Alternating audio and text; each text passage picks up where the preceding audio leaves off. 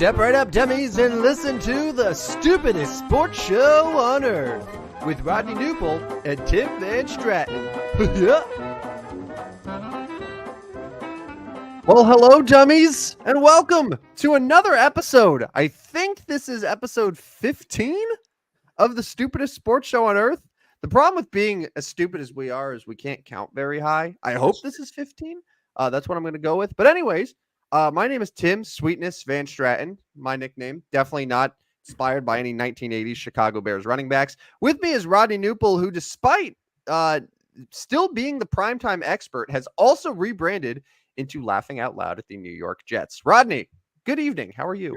I'm doing wonderful, man. I spent several hours today wagering on European and Russian basketball.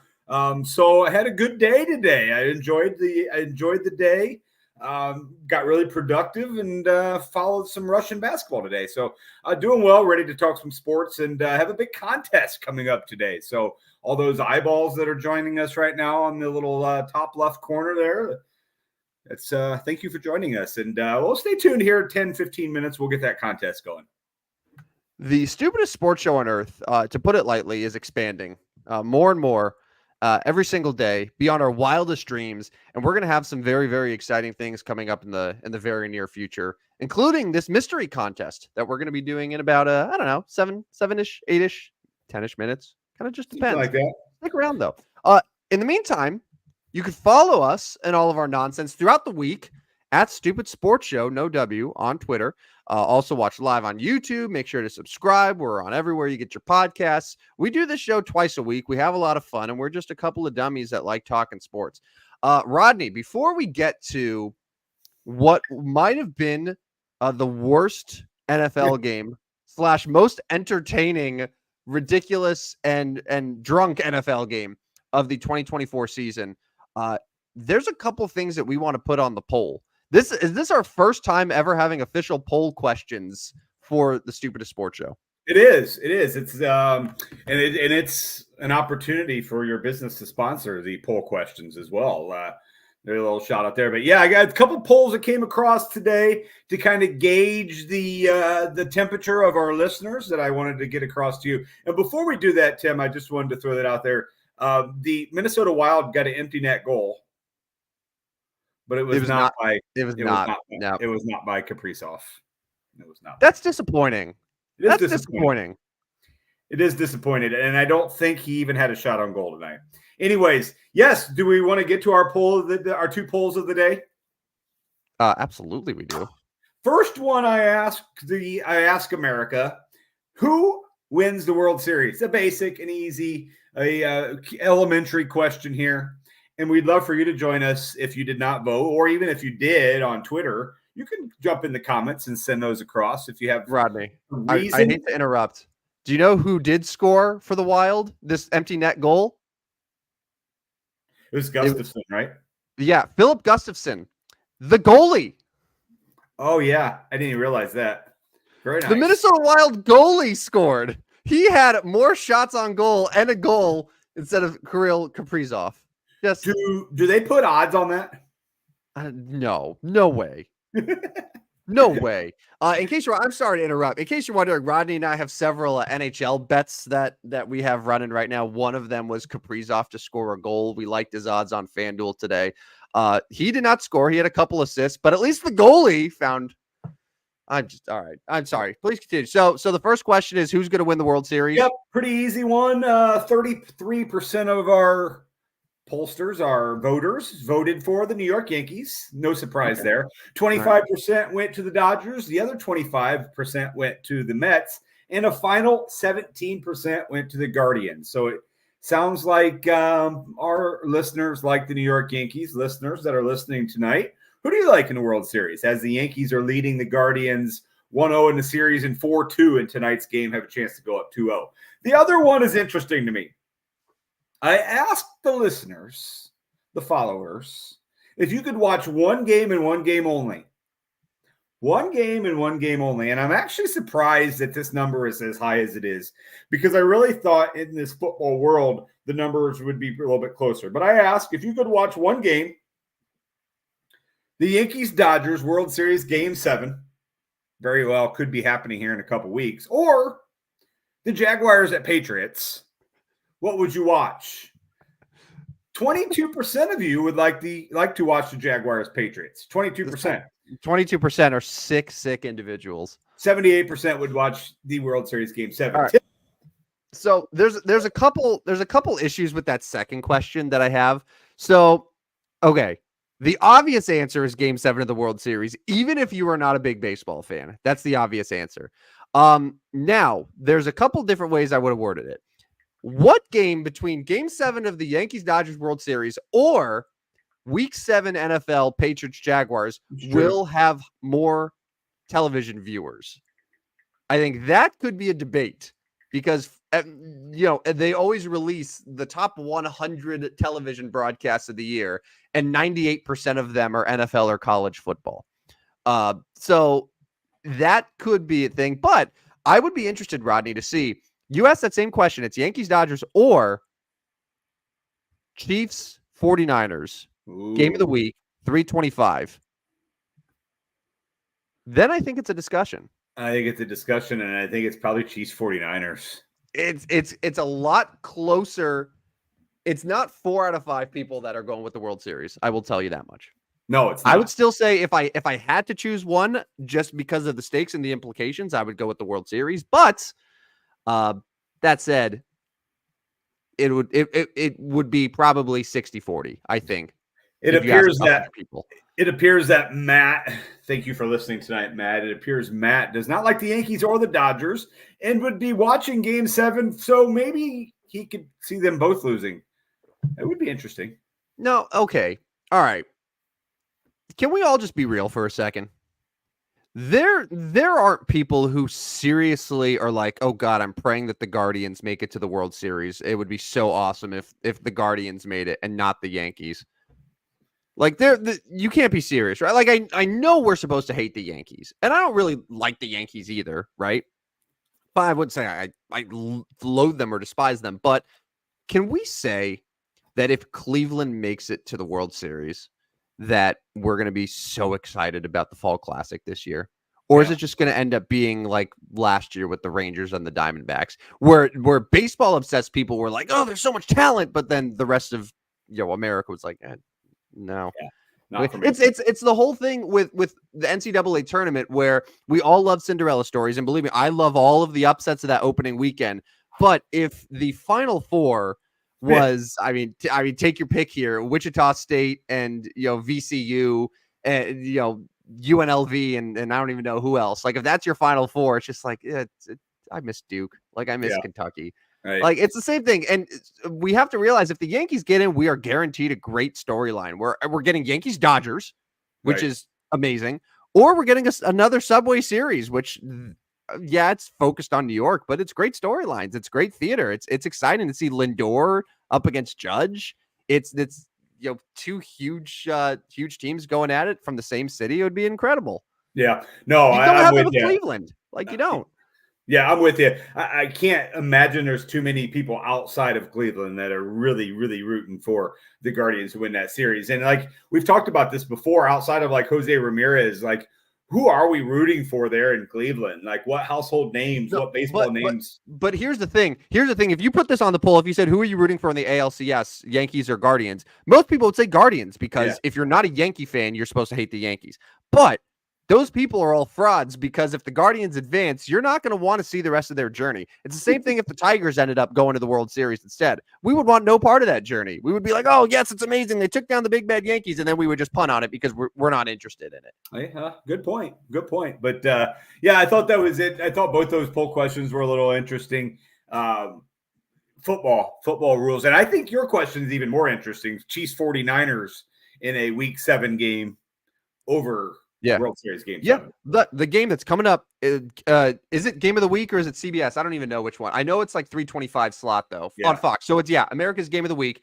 So it'll be Brady, calling Patrick Mahomes. So you have to factor that in. So you get Burkhart and Brady calling America's Game of the Week, but it's Week 7. It's just any other regular season game, but it's a rematch of the Super Bowl. Or you have Game 7, Yankees Dodgers World Series, Judge versus Ohtani. You can only watch one. Yeah. I'm watching football. You're picking football there? I'm picking football. Yeah. That's interesting. Let's get to my contest. I know some of you are waiting for the contest. Thanks for sticking around here as we do our contest. So I'm going to do these every once in a while, and if you followed me long enough, I do at times give away. And so we're giving away a jersey, a free brand new jersey of your choice. You get to pick the team, the player, the color, the size. I'll get with you after the contest is over and get those details to you. I'm only giving one away, so we're going to have one winner. If there is a tie, we will draw publicly, or we'll do some kind of drawing between the multiple winners. But it is kind of a multi-part question here, so make sure you are listening in. The only way you are eligible is if you jump into the comments of this show. So on the side, there should be a comments bar. Matt R has found his way over there, so everybody else can. If Matt R can do it, everybody can do it. So yeah, I mean, if Matt can figure it out, Here's what we got going on. You are going to predict Game 3 of the NLCS. Well, if you're not following along, it's the Mets hosting the Dodgers. It's tomorrow night. It's the standalone baseball game, the only game because the Yankees are off tomorrow. But you're doing it in two parts. I need two parts from you. I need a winner. Simple. Mets or Dodgers? Mets or Dodgers? Which one are you picking?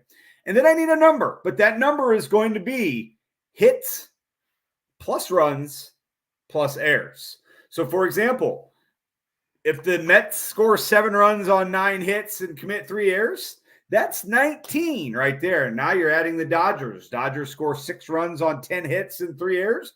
There's another 19. 19 plus 19 is 38. You would put Mets 38. It's as simple as that, guys. Team winner, hits, runs, errors total for tomorrow night's Game 3. Put them in the comments. You got all show. I'll remind you again at the end of the show of if you have not played along. But that is your contest. We're not gonna read them all online right now. Maybe if a couple interesting ones come up, we can get there. It looks like Power Break Sports Card there has Mets 21. He's kicking us off. Thank you for that. But anyway, so there is where we're at for that. Good luck, and I'll announce the winner after tomorrow night's game. I have a couple follow-ups. Yeah. So just to clarify that the number you need is the combined runs, hits, and errors from both teams, not just the winning team. Both teams. But then also just the winner. Correct. I need a winner and a number of total runs, hits, errors for both teams combined. And question number 2. Yes, sir. Are hosts of the Stupidest Sports Show on Earth eligible for this contest? I am not. You can be. I feel like it would be very unfair. But you got to put it in the comments. That's a lot of work. That's a lot of work. I am not eligible. You are eligible because this is not your contest. This is my contest on our show. Thank you for letting me do a contest on our show. Oh, I'm happy to. Hey, anytime you want to you have more contests and give away jerseys, by all means, do it at any point. I'll poll questions and stuff, but yeah, and I see we already have several comments rolling in. So yeah, continue to do that. Need the winner, the combined hits, runs, and errors for tomorrow night. Did you officially make your prediction for who wins that series? I don't know if you want to give people any ideas here about which way Game 3 is going to go. I'm still going with the Dodgers. I'm still going with the Dodgers in this series. I still think they are the better overall team, although the Mets are obviously continue to be red hot. I thought the Dodgers after Game 1 were going to kind of put a stranglehold on this. They jumped out big lead, won that one big, but then the Mets kind of reversed the roles in Game 2. So I'm not as excited now, but my boy Jack Flaherty threw really well in Game 1. So he's going to come back later in the series. Hopefully he can pitch well again. But I'll go Dodgers. And at this point, now that we are already 2 games in, I'll go Dodgers in 7. Dodgers win it back in L.A., and that would be 2 elimination. Well, it'd be their 3rd elimination game because they had 2 elimination games in the first series. I'll go Dodgers in 7.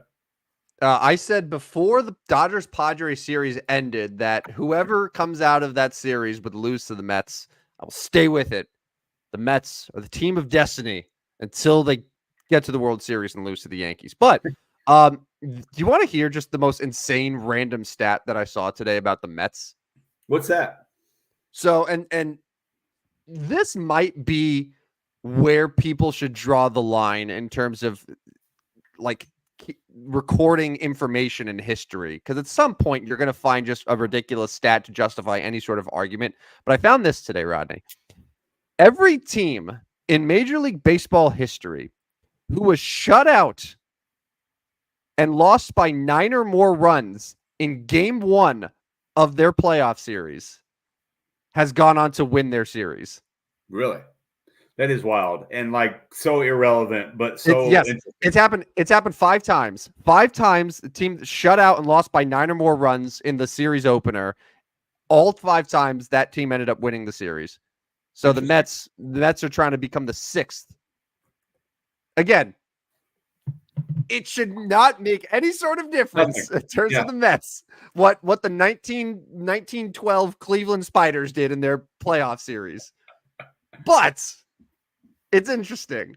It's interesting. It's an interesting note. It's an interesting stat. And I mean, so which one do you put more credence in? That one, or that, like, for the last 10 years, every team that's beaten the Brewers in the National League playoffs has gone on to advance to the World Series? That's an interesting one too. Yeah. It's an interesting one too. I'm still taking the Dodgers in 7. Yeah, that's fair. I was watching the Dodger game yesterday. Man, they had some really bad like they had bases loaded, 1 out in the 6th inning, down 3. Kike Hernandez grounds into an inning-ending double play. Oops. They're down 3. They get 2 runners on no outs against Edwin Diaz. Keep in mind, the Dodgers have this lineup of like all-star after all-star after all-star. They had Mookie Betts, Teoscar Hernandez, Freddie Freeman. That's what they built that team for. 2 on, no outs. A game that they needed to win to avoid tied series. All 3 of them couldn't even put the ball in play. Strikeout. Got to put the ball in play. How do you do that? How do you let that happen? A quick update. It is 4-2 Yankees in that other game. We're not even talking American League too much. We did kind of talk because you said it'll be the Yankees. I said it'll be the Yankees. I actually think that could be a sweep. I think we could see a sweep. I don't think Cleveland will get one. They'll get one at home. I don't know if they can get one. I don't know if they can score enough. I don't know. No, that'll be on Thursday. It'll be Marcus Stroman. He'll start. He'll get too emotional in Cleveland, and then he'll get lit up, and then Cleveland will win that one like 8-1 and feel all good. And then the Yankees will win a close game there, and then they'll close out in 5. Let's talk another New York team, why don't we? Yeah. Let's talk 2 of them actually. Jets Bills. Okay, can I just say, Rodney? Yeah. Was it at any point yesterday were you questioning why we watch football? Yeah, it was garbage. Complete and utter garbage. That football game was so disgusting, so bad. Okay. So, there are so many ways that we could talk about the Jets. Yeah. So obviously that game shouldn't have been as close as it was. Like, I know we're gonna sit here and be like, oh, it was only a 3-point game. That's a really gutsy effort.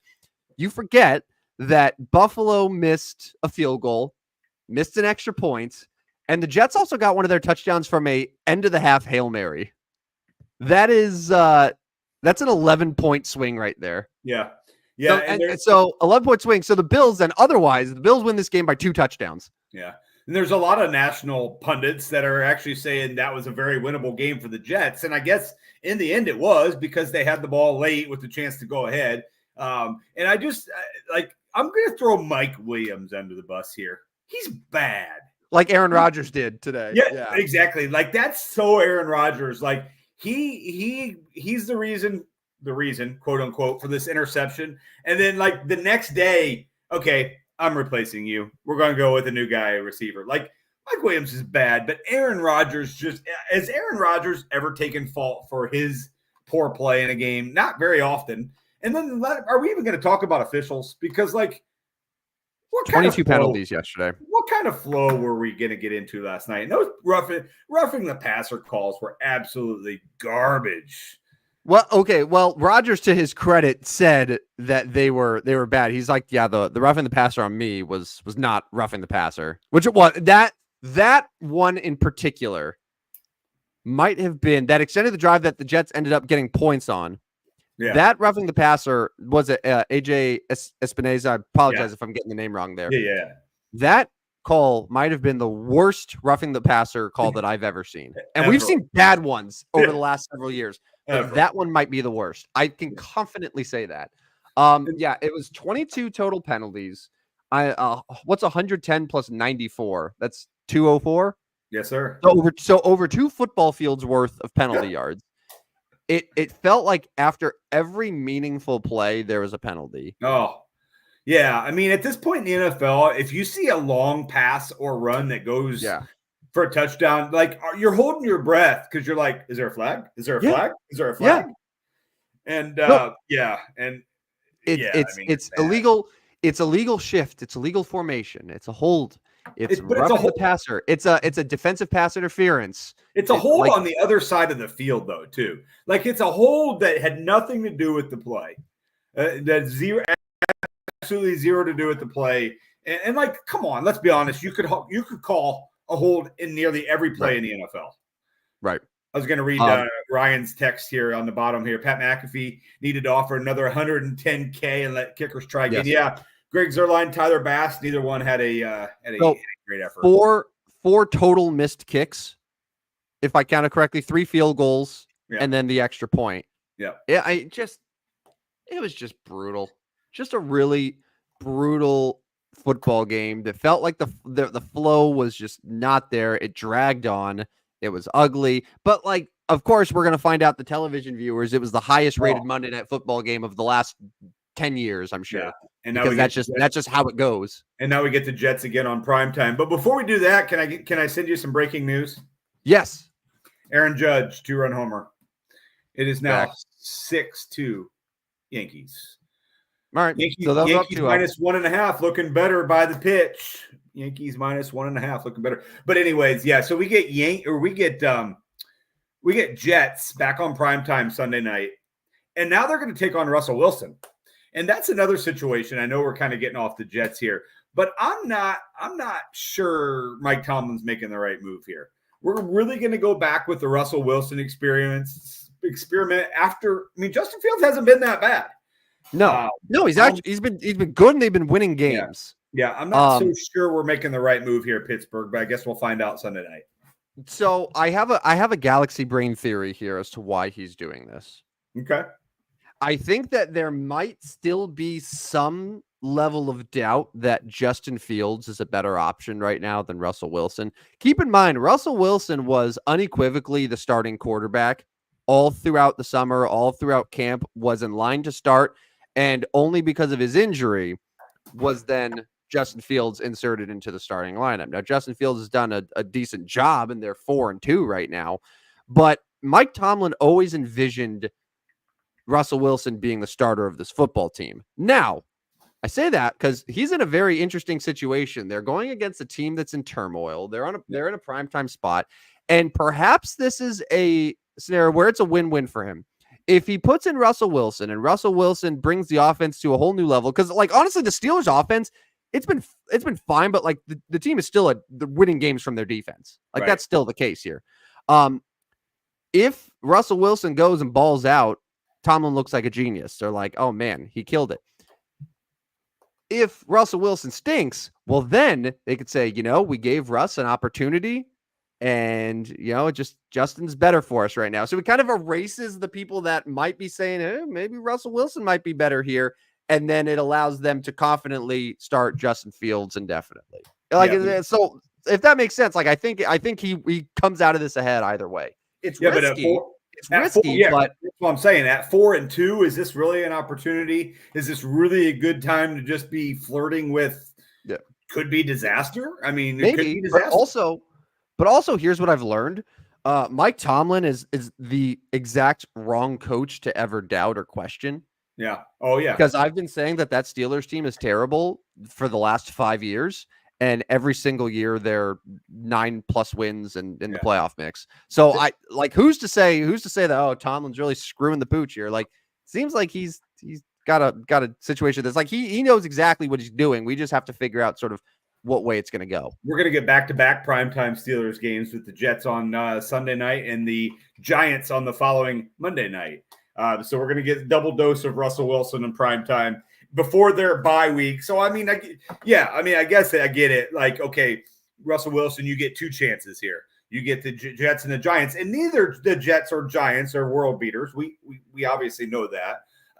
So this does give him maybe an opportunity, kind of a soft opportunity. Although that Jets defense is not soft, and neither is the Giants defense. I mean, both those defenses have been pretty good, but like Justin Fields has beat on pretty good defenses so far. So, anyways, I think that's an interesting storyline, and I don't love the move. But I'm also not Mike Tomlin, and you're right. Like, he's one of the last guys we should be judging. Real quick before we move off the Jets in particular, the Devontae Adams thing just isn't going to work, right? Yeah, you wouldn't think so. You wouldn't think so. But I mean, the only reason maybe it does, obviously, is like you've seen like literally Aaron Rodgers is in love with Allen Lazard, right? Yes. I mean, literally he's like, okay, who can I throw to? Okay, Allen. And I know Allen's dropped the ball, but he's throwing Allen Lazard. Now you trust Devontae Adams. Like, I wouldn't be opposed to playing him in a daily fantasy format, because like you could see Devontae Adams literally getting like 15 targets sometime here in the soon. Because like, okay, 2 yards down, boom, catch. 2 yards down, boom, catch. No, it's probably not going to work long term for this team, and it's not going to work for Super Bowl. But like, I can see Adams putting up some decent numbers just because of that connection between those two. And like on the other side, like Garrett Wilson, I'm sorry, those of you that drafted him first round, but you probably actually have 2 receivers that are going to get more catches than he is. And then you've got Breece Hall, who's going to continue getting catches out of the backfield, and then you got Braylon Allen, who's going to get carries. So like Garrett Wilson, first round pick, I don't know about that. Yeah. In the span of 6 weeks, we went from Garrett Wilson in the, is he a top 10 receiver in the NFL to he's now the wide receiver 3 on his own team. Yeah. Yeah. Oh yeah. Yeah. He's, I mean, you still got to play. You guys still got to start him on your fantasy teams, obviously, but like, he's not, if you're looking for big numbers from him, I would temper your expectations, because we've seen him. We've seen it already. Like, he hasn't put up big numbers yet. Meanwhile, Buffalo just quietly is like, okay, yeah, we'll add Amari Cooper. And I feel like Amari Cooper is just going to thrive there. Yeah, no, I like that move quite a bit for Buffalo. They need it. They need a stud. They need that guy. They need him. I mean, that's going to help Keon Coleman, I think, even take a little pressure off. Khalil Shakir is going to still – I mean, so they've got Amari Cooper, Shakir, and Keon Coleman. Mm-hmm. I mean, that's 3 pretty good ones. Now, they did get rid of MVS. They still have 2 tight ends that can catch the ball. Yeah. They're going to get James Cook back. Yeah. Obviously, this Ray Davis cat can play. So, yeah, I mean. And Josh Allen's all right. Yeah, there's a reason Buffalo is my Super Bowl pick, right? Buffalo, Philadelphia. I'll stick with it. You know, you hate Sirianni. You think he's a dope, but I'll stick with Buffalo, Philadelphia.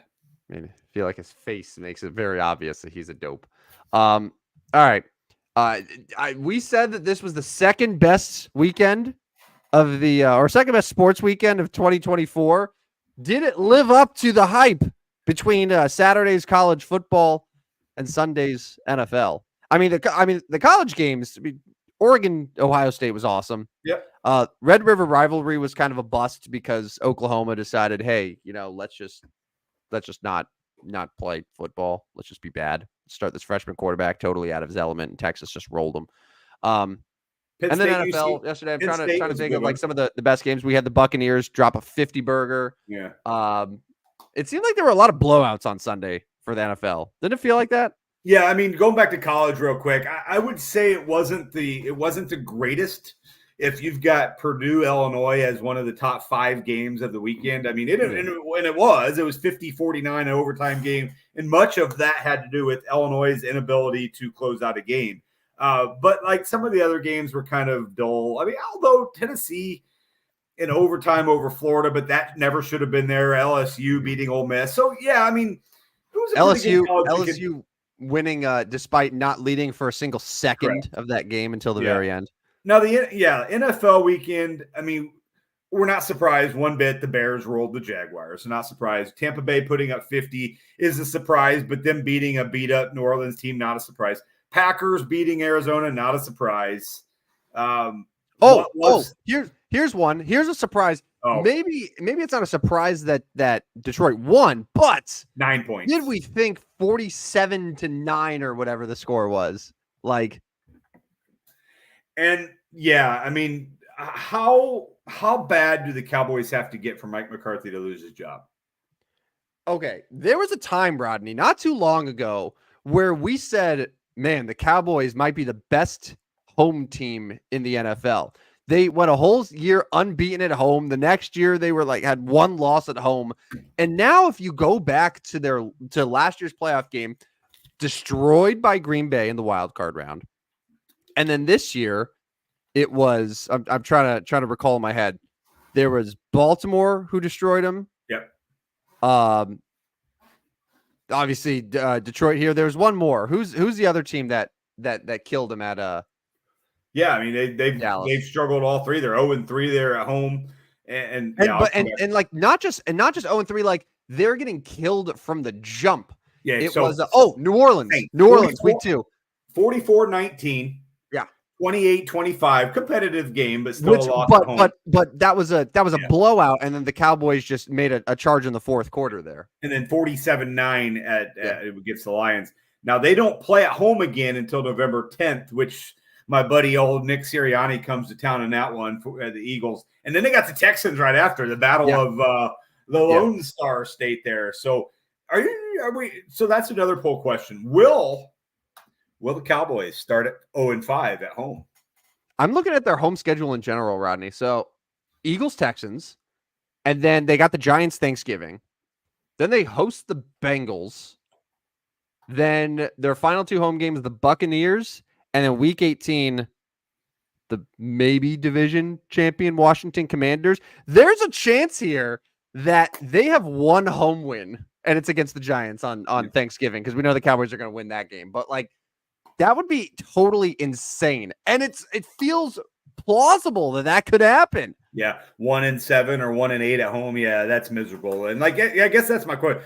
How far do we have to go here for Mike McCarthy to lose his job? I mean, are we gonna get through the whole year? I mean, yes.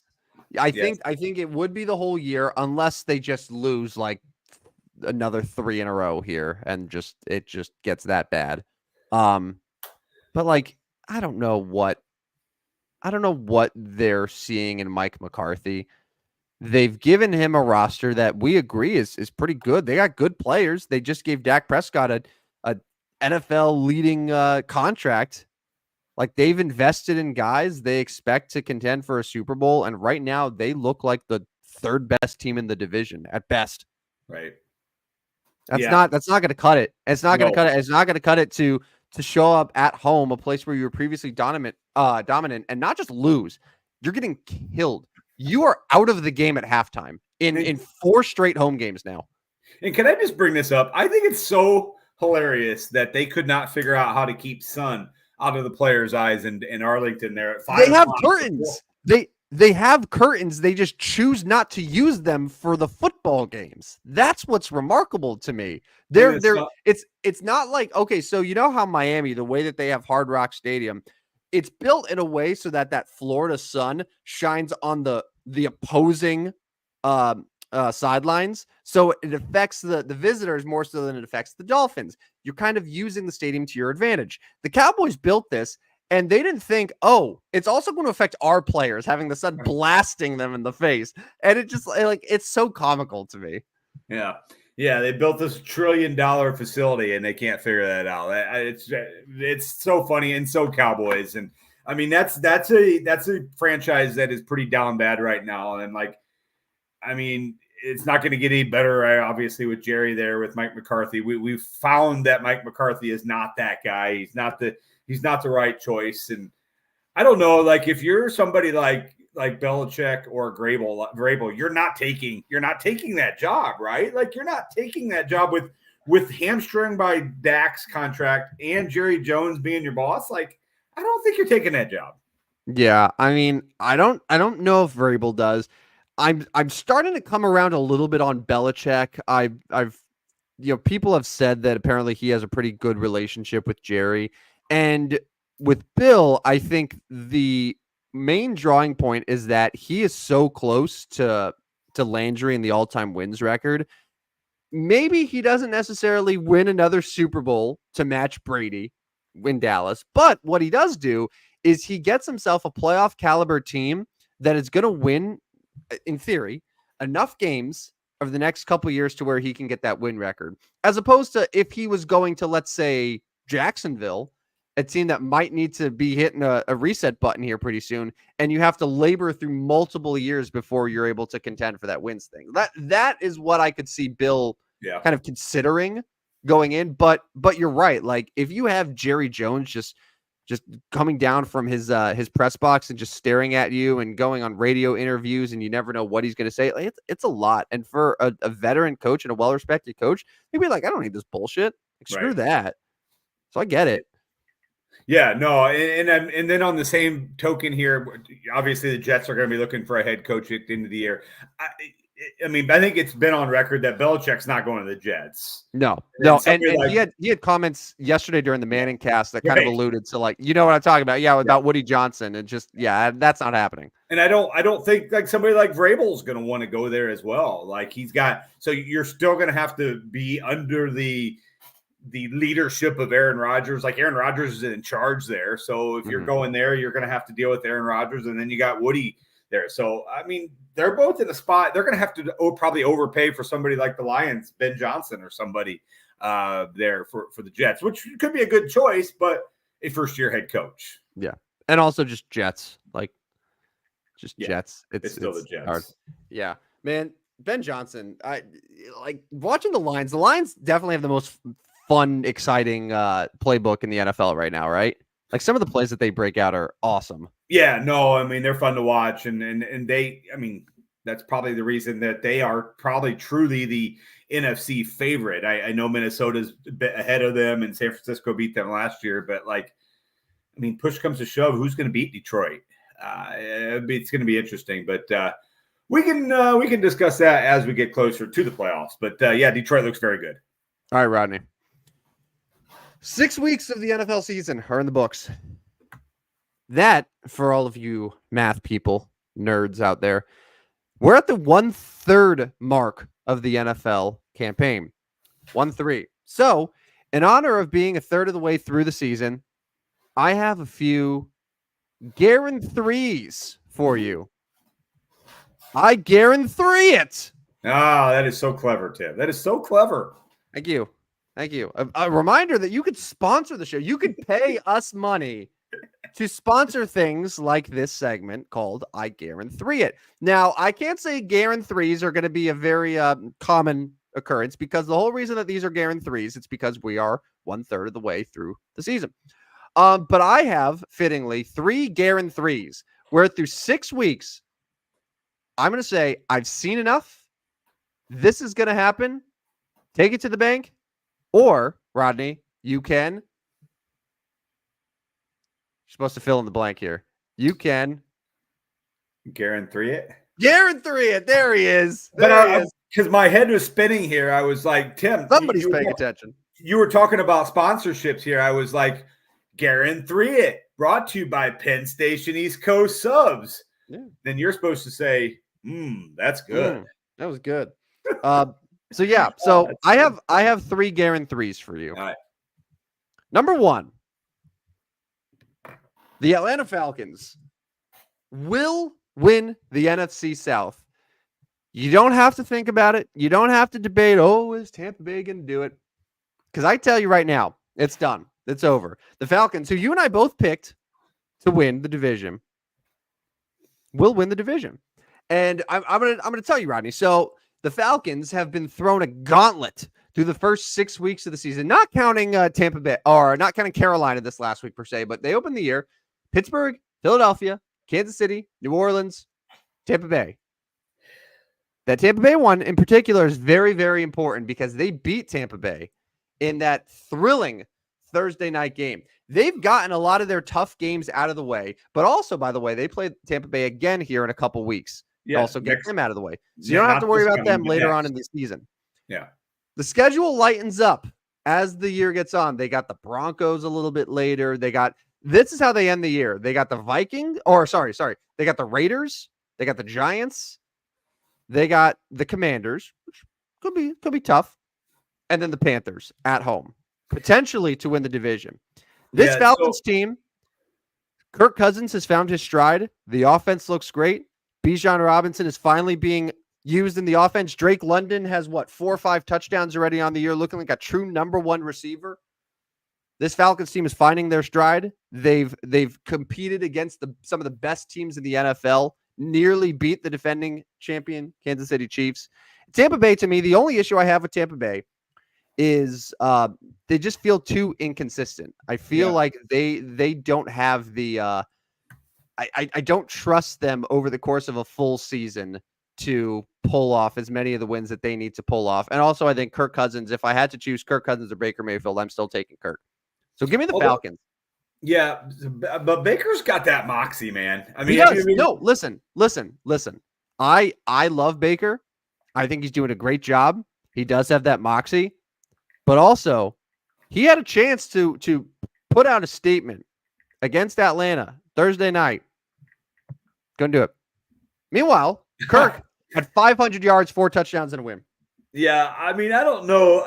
You're right. He couldn't do it because his team didn't win. But, was that Baker's fault? Right. They scored 30 points. Yeah, score more. He did. He had 3 passing touchdowns. He didn't turn the ball over. But, yeah, I mean, I get your point. He couldn't get it done. So, hey, Rodney, spoiler alert. So, in the Guaranteed 3 segment, I can't argue with you because you're guaranteed. So, I'm just going to No, these Guaranteed 3s are not. I mean, you could try, but just know that it's in vain because they're Guaranteed 3s. They're not negotiable. I got it. They're not negotiable. Okay. All right. My Guaranteed 3, number 2. I've said this time and time again. Jane Daniels is your Rookie of the Year winner. I'll say Caleb Williams is doing a great job there in Chicago. He is improving. He is looking absolutely great against the 1-win Panthers and the 1-win Jaguars and the 1-win Rams. Who am I forgetting? There? Point being, Caleb is going to have a lot of rookie moments, particularly in the second half of the year. Malik Neighbors of the Giants has already missed a couple games with what looks like a serious concussion. Not to mention, the Giants just lost their left tackle, Andrew Thomas, presumably for the season. That is going to make a pathetic offense even more useless, and it is going to make Malik Neighbors' production fall off a cliff. Those are the 2 biggest challengers right now to Jaden Daniels, who, in a game against the Baltimore Ravens, a team that you and I both think could challenge for a Super Bowl, is one of the best teams in the NFL, still held his own, still made big plays. He has consistently looked the part of a franchise quarterback, and only an injury will get in the way of him missing out on Rookie of the Year. So I'm giving Jaden Daniels the benefit of the doubt that he will stay healthy, that he will be your Rookie of the Year winner. And I still think he should be an MVP candidate, but we don't have to get into that right now. But it's a Guaranteed 3. I apologize to all the Caleb Williams people out there and all the other rookies, but this award is over through 6 weeks. It's done. Caleb is throwing some beautiful footballs. No, listen. He's throwing great footballs as well. Do it 2 times against Detroit, and then do it against Green Bay, and then do it against all of the good teams. That's what I'm saying. Like, and I know that you can only play who's on your schedule. I get that.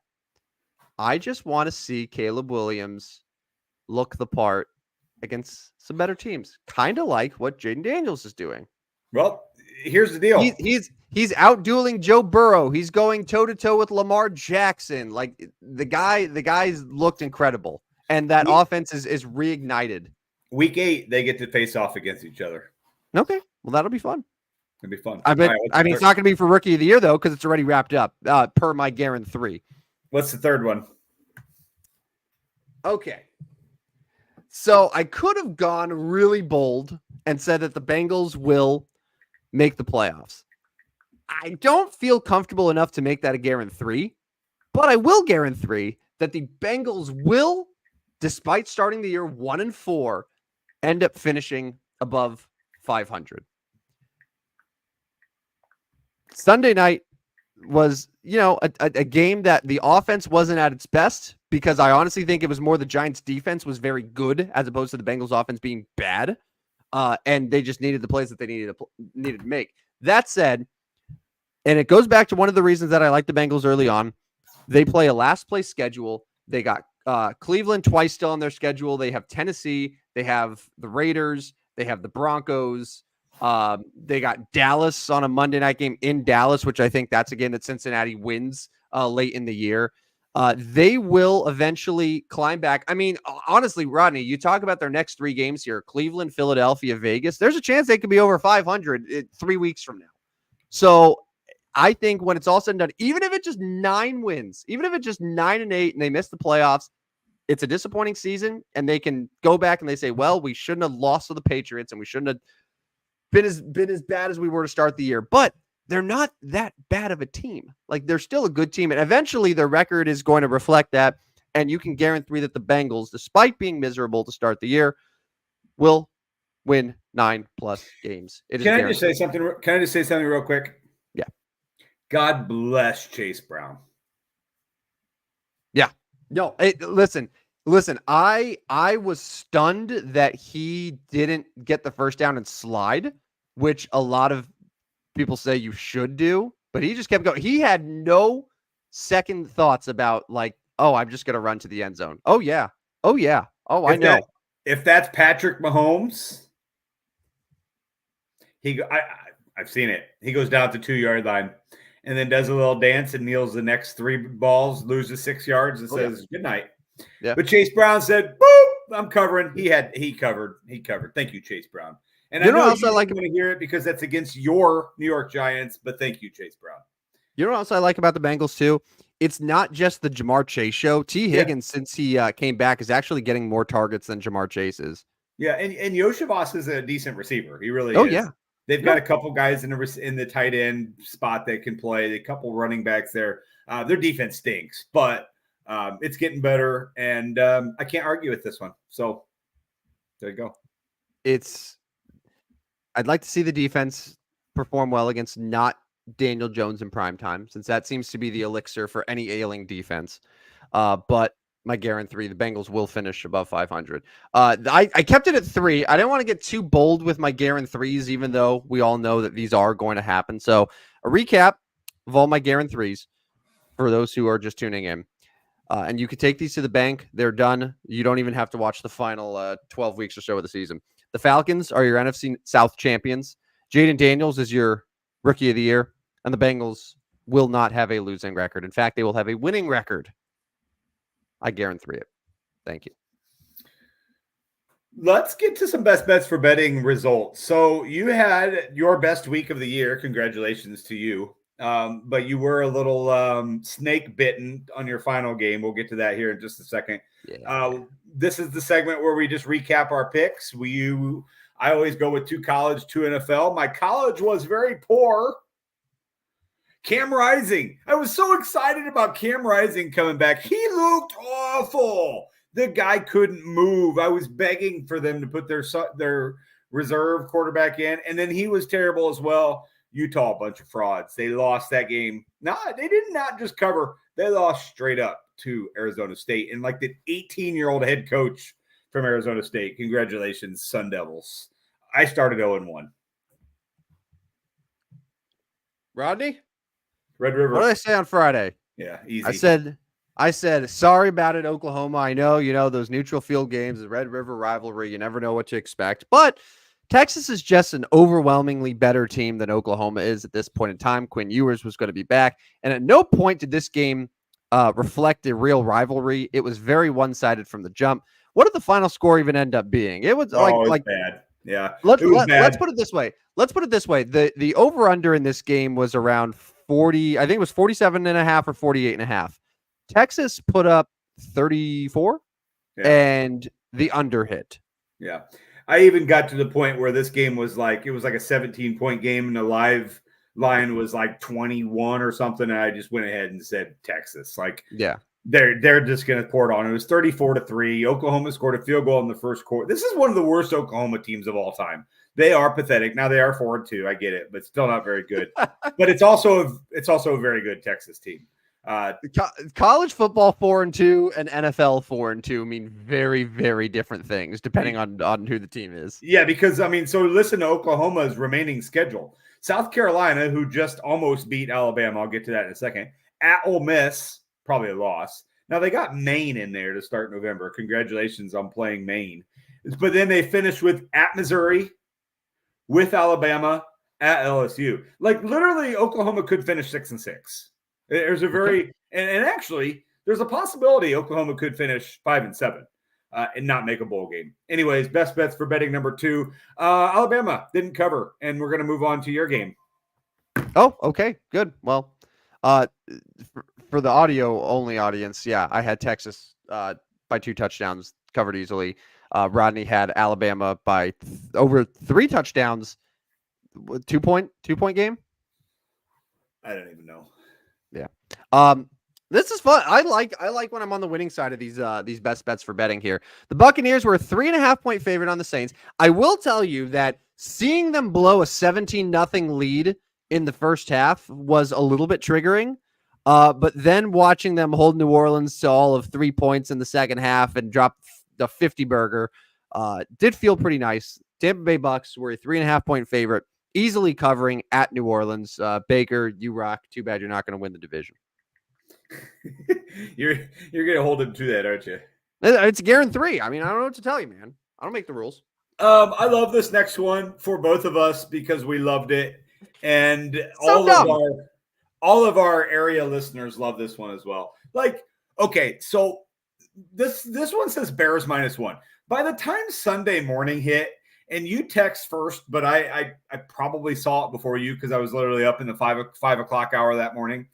The Bears were underdogs. Insane. Yeah, mind-blowing. And this is coming from 2, especially one and me and you who kind of likes to troll, like Bears, like haters. And actually I'm higher on the Bears this year than really ever been in a long time. But anyways, we both were like, absolutely, this is the stupidest line. This is ridiculous. And then got thinking, okay, what's going on here? The Bears fell behind in this game again because that's what they do in every single game. And at that point, once they took the lead, that game was over. It was -1 when I took it on Friday. I live took it as a dog on Sunday for whatever reason. The books put them at that. They won by a lot. They won by a lot. Bears won.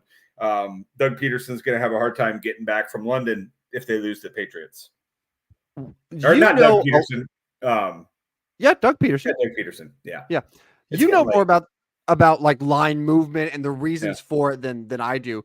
Do you have any reasonable explanation why, even if it's just like money coming in on one side or another, why it would go from Bears 1-point favorite to Jags 1.5? Yeah, like in 2 days, and Sunday morning comes around and the Bears are underdogs at every single sports book. And I'm like, is Caleb Williams not playing? But it's like, no, like what? Or is it really that big of a swing because they're missing 2 starters in the secondary against a quarterback who looks terrible? Yeah, I mean that was what all the experts say. They had Bill Krakenberg from on Fox Sports before, and he basically just said because there's been so much money come in, the line has went to the Jaguars, and that just. Yeah. Insane. I mean, if you follow it at all, obviously the public won big this week, and we don't have time to necessarily discuss that now. That's not going to be every week. You know, we're not going to take up a charity donation for the books. Congratulations, public. But this was one of them. Like, yeah, I just don't get it, and I don't understand why the money came in on Jaguars. Like, was it London money? Was it like Khan's friends? It's what it was. It's because the Jaguars. It's like a second home for them, but that's such a stupid argument. All right, what's your third one? This one hurts. Yeah. I said that if I went 1-3, but this was the only one I got right, I would still count the week as a win. This happened to be my only official loss of the week. I think you put it best. We were texting on Sunday. Yeah. I took the Patriots plus 6.5, and you said this is like when you took the Jets against the Vikings in London. Yeah. It was like that moment where it's just like, why did I do that again? And that's kind of how I felt. Now, I will say Drake May didn't look awful. No.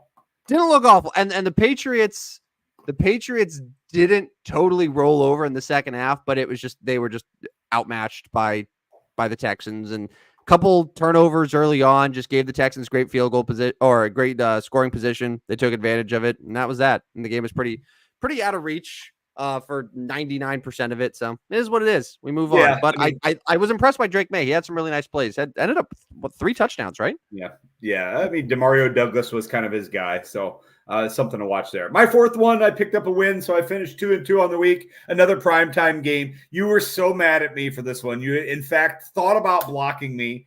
We were almost not friends as this game was going on. I may have kind of egged you on this several times during the day. I said, we got a couple hours left to being friends. Thank you for just accepting this one. And I really didn't shove it in your face too much. No. Well, I also muted the chat too. Yeah, and thank you for respecting that as well. Yeah, even after, like, yes, I won pretty good money on this one, but yeah. I mean, to me, and I know, like, this isn't the case with every NFL game, but to me, I just looked at this one, same thing as I looked at the Bills over the Jets, and was like, easy. And I know it didn't come easy at all. Like, trust me, neither of my primetime wins that I loved and thought were easy bets were very easy. I mean, I was like 2 plays away from losing both these primetime games, but that's why I'm the primetime expert, and that's why I went 2-2 instead of losing week. And Bengals -3.5 at the Giants. Picked up. They don't ask how, they ask how many. I understand that. I respect that. All right, my final best bet for betting. This one comes with a little bit of controversy. Yeah. And I'll explain. So on Friday, I said the Ravens will win by over a touchdown against the Washington Commanders.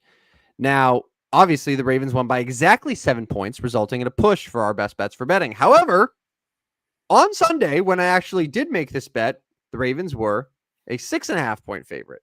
So my official bet, according to my own account, was a win. However, we have to honor what the line is on Friday mornings when we do our best bet for betting.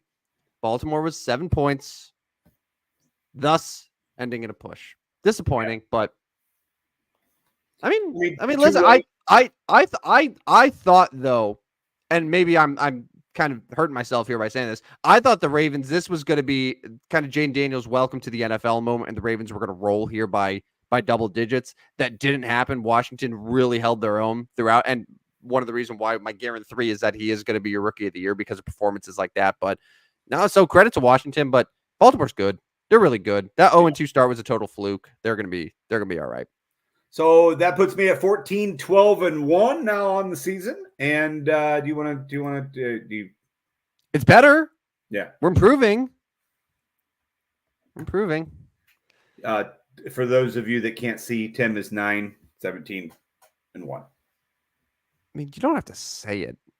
You know? So that puts you 5 full games behind me. You're 5 back in the division, Tim. We got a lot of time left, man. We're only a third of the way through the season, as we've discussed at length today. A lot of time to make up that ground. We're feeling good. We're getting into our swing, as long as we don't include NHL bets, because I'm in a funk. Yeah. I'm in a rut. After going 0-4 yesterday, went 1-4 today in the NHL. After like, I'm not kidding. Probably the week before that, I maybe lost 2 NHL bets the entire time. So we were due. I'm trying to hang on to this Calgary Flames here in the last 18 minutes. I have them just straight up over the Blackhawks. So I want the Blackhawks to be what the Blackhawks have been the last 4 years, and losers. Losers. They did beat the Oilers in Edmonton, but the Oilers are losing to everybody currently. McDavid still doesn't have a goal this year. Philip Gustafson, now the goalie of the Wild, has more goals than Connor McDavid and Austin Matthews. Well, Philly's up 2-0 after 1 on Edmonton tonight, so Edmonton's staring at 0-4 on the season. But so we do have. So before we get to the very balanced stat of the day, I wanted to run down my contest real quick. So if you did not hear at the beginning of the show, we are doing a contest. The winner gets a free jersey, your choice, player, size, color. Whatever you want, we'll get it in. It'll be a couple weeks before we get it in, but I will contact the winner and we'll get that set up. Here is the contest. It's tomorrow's NLCS. It's the Mets at home against the Dodgers. It's a 2-part question. Number 1, I need your winner. Straight up winner, Dodgers, Mets, game 3. The second part then is a number. It is a number of the combined hits, runs, and errors from both teams. Mets, Dodgers, both of them combined hits, runs, errors. You put that number in there with your winner. We're going to get one winner. If there's a tie, we'll flip a coin. We'll play a game. We'll do something. There's only going to be one winner. We will have a winner. You're only eligible. So I'll say this. So then you're eligible to win by picking the right team first. And then we'll go closest to the hits, run, errors. If there's a tie, we'll figure it out from there. But obviously, your first elimination would be if you pick the wrong team, you didn't win. Anyways, that's what we'll do. So put those in the contest. You only have a few minutes left of the show before the contest closes. I will get all the screenshots of the comments, and we'll go from there. Let me run down real quick because I know we're running out of time. Here are a few of the choices. Run real quick. You don't get very long because I don't want you to copy other answers. Here are some of our choices. All right. That's enough. Seems like pretty good split between Mets and Doyers, huh? Mets and Doyers, yes.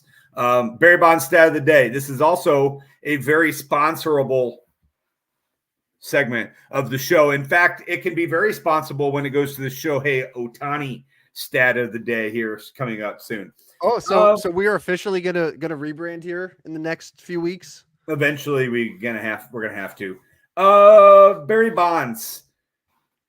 So everybody is familiar with McCovey Cove there in San Francisco, correct? Yes. Where the Giants play their home games, where the ball goes into the water. And when Barry Bonds played, everybody went and got the ball. No matter what was going on, they went underwater. Like 200 kayaks that were all there just waiting. That was funny. Now there's like one for the Giants games because I don't even know a Giants player. Yeah, I was trying to think of any Giants lefty. Diego Estrada hits. I was going to say is Mike Yastrzemski a lefty and still? Yeah. Anyways, the McCovey Cove. So Barry Bonds had 4,072 plate appearances at home in his career, where McCovey Cove was in right field, of course. So you think about that, you're like, okay, how many home runs did he hit in McCovey Cove? Well, the number's 35. Now, okay, you're probably thinking, well, that's not that many, but you know how far McCovey Cove is? Like, it takes a poke to hit it into the water at San Francisco. That's a majestic shot that we don't see very often. We don't see very often at all. So he had 35 and 4,072 plate appearances. Okay, now that might not blow you away, but everyone else since McCovey Cove has been in existence for that park, that's 37,622 plate appearances. So roughly 9 times as many, right? 9 times as many. So the number of home runs, if you did that by 9 would be roughly 270, 280. Well, it's 65. So 65 home runs, not counting Barry Bonds, have went in McCovey Cove in 37,622 plate appearances. Bonds did it 35 times in just 4,072 plate appearances. So his number is far more in a way than anybody else. I know that one doesn't completely wow you, but it's like, yeah, that guy could hit. So he had basically, he himself had more than half of the total of every other homer hit by every other player into McCovey Cove. Yes, sir. It's pretty good. Yeah, pretty good. That's our Barry Bonds stat of the day, brought to you by your company. Anyways, here we go. No, I thought you were talking my company. I was like, I don't have a company shit. Did I need a company for tonight? No, man. No, I was filling in the blank. This could be you. Yeah. As we've mentioned, we are very, very open to selling out all of our segments, even ourselves. I mean, depending on what you're willing to pay, I could see myself changing my name legally to your business. Again, if the price is right. I never really thought of that. I am too. Yeah, you're in? You're in? Yes, I am. Depending on the price. Depending on the price, right? Everything's got a price, and I can't say that it's gonna be it's gonna be cheap, but it's there. It's an opportunity. Yeah. So, contact us. I've kind of teased this before. You'll start seeing a some communication out there on social media, maybe even in your email box with a little more detail. I know I've been teasing it for quite some time, but like, what's the hurry, guys? We're going to be here for like another 40 years. Like, we're going to be 80-year-olds doing this here. So like, there's no hurry. You're no hurry. You can start your 30-year contract tomorrow and you'll be just fine. Like, we ain't going anywhere. So anyways, you'll start seeing some information on our sponsorship opportunities in the very near future. Rodney, in 30 years, will I have a winning record in best bets for betting? This is a 30-year sample. I put that at like plus 120. Okay. So we're right there. Yeah. I don't hate that. Yeah. I'll say, I don't know what your record will be, but I can guarantee you will still be the primetime expert. That's right. Like, even if that's the only bet that you can hit regularly, because eventually in 30 years, we will have a primetime NFL game every single night of the week. Yeah. I mean, and you will nail all of them. I'm not, and I'm not opposed to it. Like, every year we get so frustrated with football towards the end of it, but like, we're dying for football by the time June and July get here. So like, right now I'm still in that let's do football mood because I'm winning and things are fun and I'm not completely pissed off by NFL yet. And I think a lot of this has to do with how my St. Louis Cardinal baseball team does. Because like, if the Cardinals are playing right now in game 3 of the NLCS, like, football's on the back burner. Like, I only get a certain allotment of time for this. Like, I'm watching the Cardinals and I just pushed football away. Well, Cardinals sucked starting in like May. So like, I've been all in on football. Anyways. Yeah. I'm the same way. Exactly. Same way. Yeah. All right. Reminder. Well, first of all, thank you. I think this has been our record in terms of viewership, in terms of interacting with the show and comments. So thank you to everyone who's been watching and interacting with us here on this Tuesday nights. We'll be back Friday morning, 8 a.m., the exact opposite of a Tuesday night. It's a nice Friday morning show. But Friday mornings are fun because we will give our official best bets for betting for the week. We'll preview the upcoming weekend. We got a lot of fun stuff, as Rodney has and I have both mentioned here. So we'll catch you there. Reminder that you could follow us at Stupid Sports Show on Twitter. Don't ask why there isn't a W. It's not a very fun reason, but there isn't one. So just keep that in mind. And you can follow us there on Twitter. You can watch live because we broadcast there directly, which I'm assuming that's how most of you are watching. You could also listen anything that you missed throughout the show, throughout previous shows. You can catch up in full. Our shows are on Spotify, Apple, iHeart, pretty much anywhere you get your podcasts. And that pretty much does it for the announcements. Get the. Is the contest over? Is it until we go off? When's the official deadline for the jersey contest? Like 1 minute. You got 1 minute. 1 left. minute. Like, we're literally gonna log off here in 1 minute. You know what? Actually, we're gonna log off earlier than that. I feel like that's it. Yeah. At this point, we've got an hour and 8 minutes. If you haven't joined by now, sorry, you're too late. But only the people in the comments. So you got a good chance. Those that commented tonight. Anyways, thanks for jumping in the contest. We'll do more of those, and I can't wait for Friday. Best bets for betting. I've already got my 4 locks. They're going to be 4-0 this week. Locks. Oh, that's a tease. Rodney's locks coming up on Friday. All right. Have a good night, everyone. And Rodney, thank you again for the lovely evening. I look forward to doing it again in a couple days. Sounds good. All right. On behalf of Rodney, I'm Tim, Sweetness Van Stratton. And this is the stupidest sports show on earth. We'll talk to you later, everyone. Step right up, dummies, and listen to the stupidest sports show on earth with Rodney Newpole and Tim Van Stratton. Yeah.